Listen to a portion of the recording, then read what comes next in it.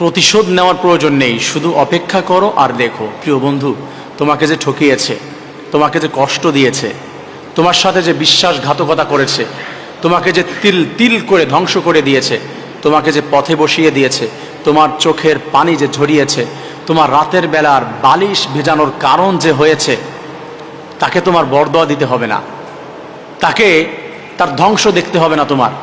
তুমি বরদোয়া দিও না, তুমি অপেক্ষা করো আর দেখো তোমার সামনেই সে ধ্বংস হবে। তুমি তো কান্না করেছো গোপনে, সে মানুষের সামনে কান্না করতে করতে নিজেকে শেষ করে দিবে, তারপরে মাসুল দিতে পারবে না অপরাধের। কষ্ট দিয়ে ঠকিয়ে কেউ ভালো থাকতে পারেনি, ইভেন কিয়ামত পর্যন্ত পারবেও না। তুমি অপেক্ষা করো, তোমার সামনেই দেখবে কারো কান্নার কারণ হয়েছে, সে শান্তিতে রয়েছে, আমি দেখি নাই। মানুষ ধ্বংস হয়ে যাবে সামনেই। আমি ছোট্টবেলায় প্রশ্ন করেছিলাম আমার এক উস্তাদকে, উস্তাদজি, এই যে যারা মানুষকে ঠকায়, মানুষকে কষ্ট দেয়, মানুষের প্রতি জুলুম নির্যাতন করে, এদেরকে আমি একটু হাসরের ময়দানে শাস্তি দিতে পারতাম, আমার ভালো লাগতো। উস্তাদজি আমাকে বলেছিল, হাসরের ময়দানে সৃষ্টিকর্তা যেভাবে তাদেরকে ঠকাবে, যেভাবে তাদেরকে শাস্তি দিবে সৃষ্টিকর্তা, তুমি দেখে তোমার মায়া লাগবে, তুমি দেখে তোমার কষ্ট হবে যে আল্লাহ এত কষ্ট দিচ্ছে তাদেরকে। তুমি কত কৌশল জানো তাকে কষ্ট দেওয়ার। ভাই বন্ধু, তুমি তাকে কি কষ্ট দিবে? মেরে ফেলবে, তাই না? তুমি সর্বোচ্চ মেরে ফেলতে পারো।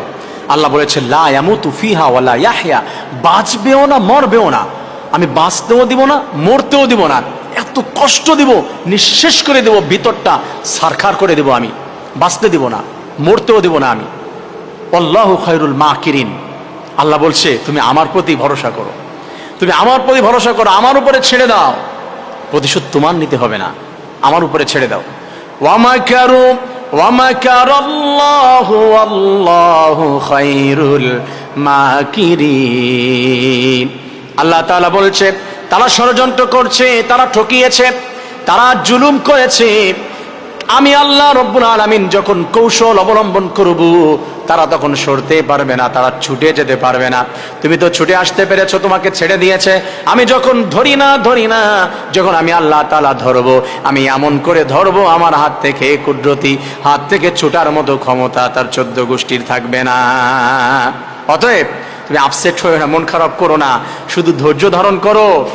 তোমার ধ্বংসর জন্য বরদোয়া করতে হবে না, তুমি দেখো আল্লাহ তাআলা কি করে।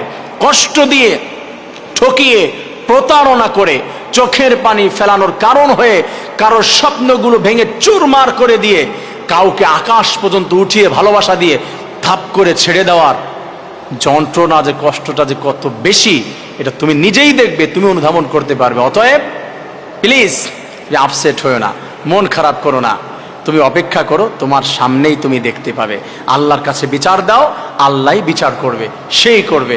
আসুন আমরা মানুষকে ঠকানো, প্রতারণা করা থেকে দূরে সরে আছি। আল্লাহ তাআলা সবাইকে হিদায়াত দান করুন।